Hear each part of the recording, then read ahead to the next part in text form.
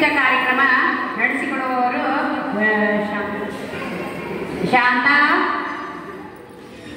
ಶಾಂತಾ ತುಟ್ಟಿ ಇವರಿಂದ ಸಾಂಸ್ಕೃತಿಕ ಕಾರ್ಯಕ್ರಮ.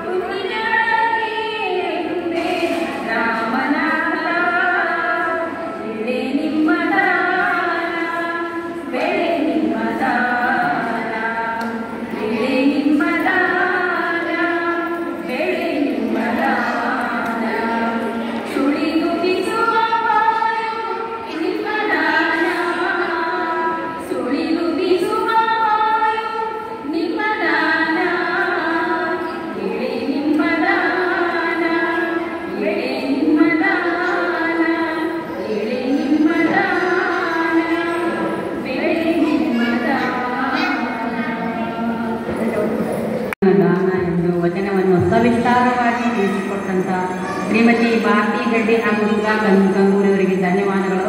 ಇನ್ನೋರ್ವ ಅತಿಥಿಗಳ ಉಪನ್ಯಾಸ ಶ್ರೀಯುತ ಕೇಶವರಾಮ್ ಜಿ ಕೊಳ್ಳಿಯವರಿಂದ ಉಪನ್ಯಾಸ.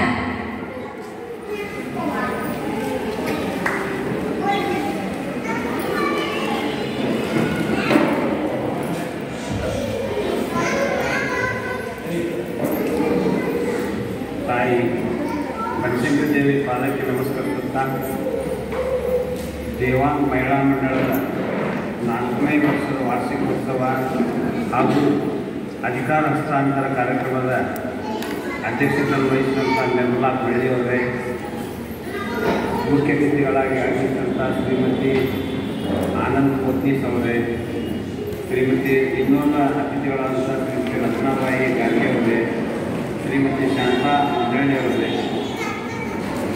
ಶ್ರೀ ಸುಭಾಷ್ ಚಂದ್ರ ಶೆಟ್ಟಾರ್ ಅವರೇ, ಹಾಗೂ ಎಲ್ಲ ಸನ್ಮಾನಿತರು, ಹಾಗೂ ಇಲ್ಲಿ ನೆಲೆಸಿರ್ತಕ್ಕಂಥ ಎಲ್ಲ ಸಹೋದರ ಸಹೋದರಿಯರು,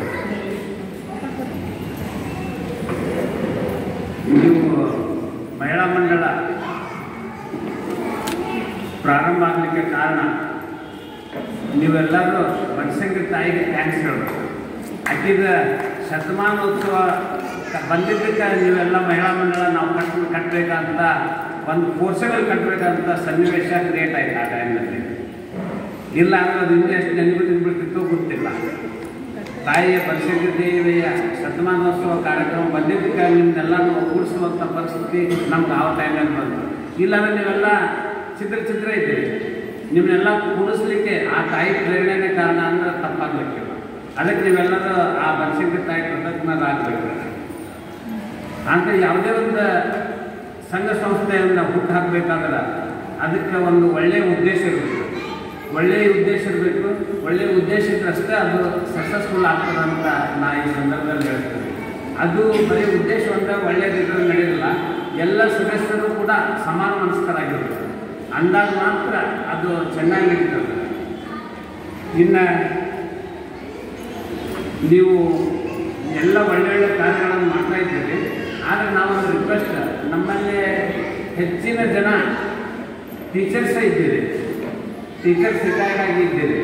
ನೀವೆಲ್ಲರೂ ಬಡ ಮಕ್ಕಳಿಗೆ ಟ್ಯೂಷನ್ ಕ್ಲಾಸ್ ಹೇಳೋದ್ರ ಒಂದು ನಮ್ಮ ಸಮಾಜಕ್ಕೆ ಒಂದು ಉಪಯೋಗ ಆಗ್ತದಂತ ನಾನು ನಿಮ್ಮಲ್ಲಿ ಕಳಕಳಿಯ ಮನವಿ ಮಾಡ್ತೀನಿ.